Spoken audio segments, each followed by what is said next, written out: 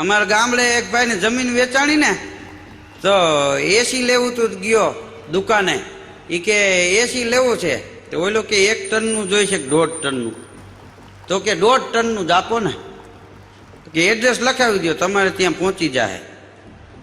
તો એ એડ્રેસ લખાવી ગયો, રૂપિયા આપી ગયો, એ ગામડે વયો ગયો. ગામડે જઈને ક્રીન બોલાવેલી કે હમણાં આપણે ત્યાં 5 વાગે એસી આવે છે ને 1.5 ટનનું આવે છે, તો ક્રેનથી ચડાવવું પડશે ને અધર.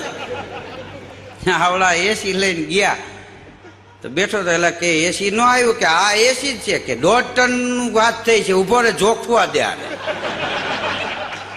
કાંટો લઈ આવીને જોયું 3 કિલોનું એસી 1.5 ટન, 1 રૂપિયો ન આપું, દેવા આવ્યા તેના કાટલા ચાલવા માંડ્યા.